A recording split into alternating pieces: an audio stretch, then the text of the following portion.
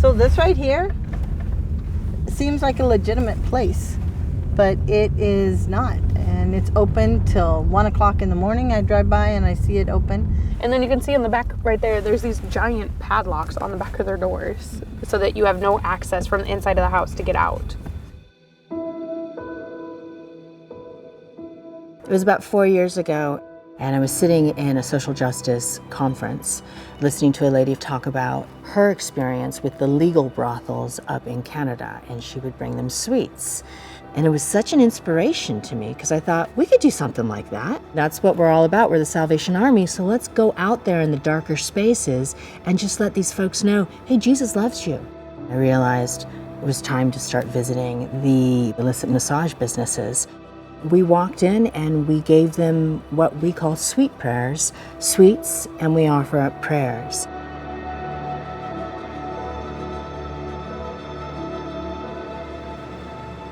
The reason why we do home baked goods is because it takes time and it's a process. In those moments or the times when it's quiet, you can pray for those people that we're going to be delivering them to. When we bring in homemade sweets, they get so excited and they light up. It just makes their day. And then they start looking forward to it. When you think about what it is that these ladies are going through, what they have to do for a living, and their limited options, we just want them to know that somebody's in your community that, first of all, knows you're there, and secondly, cares for you and loves you. And then when they ask why, well, we're the Salvation Army, and we love Jesus, and we love you. And it's really as simple as that. They're just so common that I think that we're used to just seeing them, so passerby might not think twice about it. We have explicit massage businesses all over, and they're performing acts that are not legal, and they're keeping these ladies there, and they're trapped.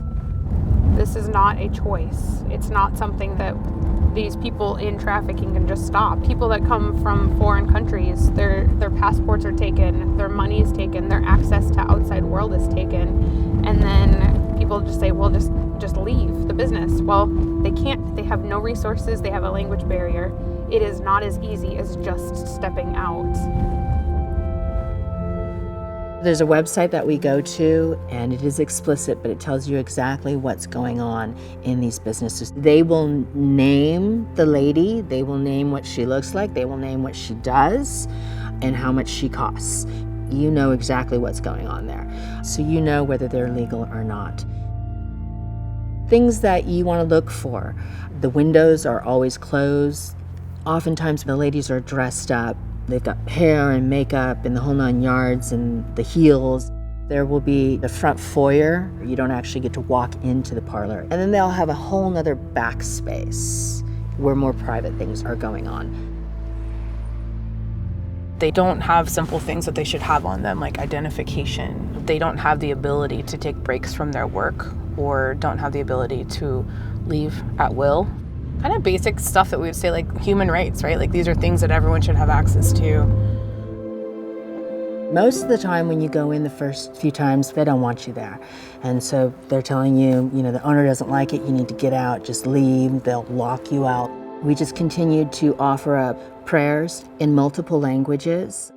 When we're praying for the women, like a lot of it is like, Lord, let this be something that goes beyond language barriers, because so many of them don't speak English, which we started giving out the support cards. Yeah, which we got translated in Thai, Vietnamese, Chinese, and Korean. Mm-hmm. So hopefully like that is some way that they can understand a little bit more about like who we are and where we come from. They know where our location is, they know where we're at, they have our contact information, and should they decide to leave, they have a safe place to fall.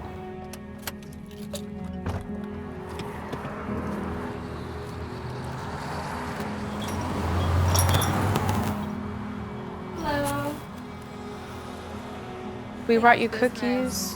You guys need prayer for anything today? Can I pray with you super quick? God, we just thank you and pray that you would provide for all of the needs here. We're in the trenches and seeking out the lost and those that are sitting in the dark.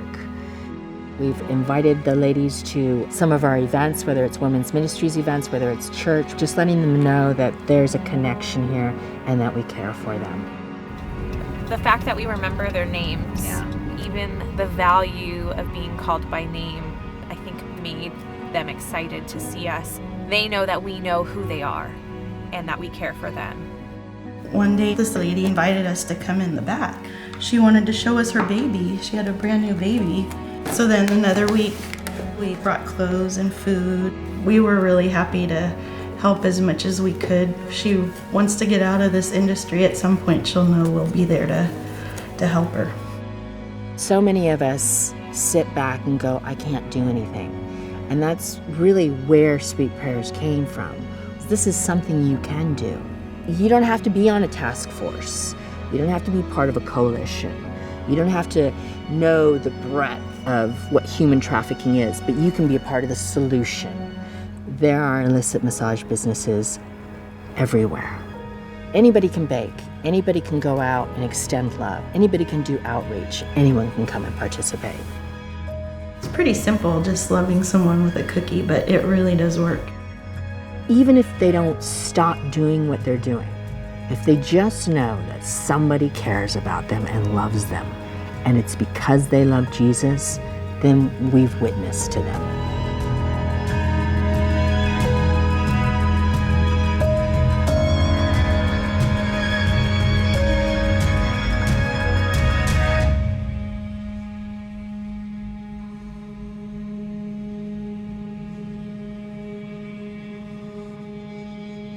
If this video impacted you, like it and share it. We are always posting content, so don't forget to subscribe. Thank you for helping us share change.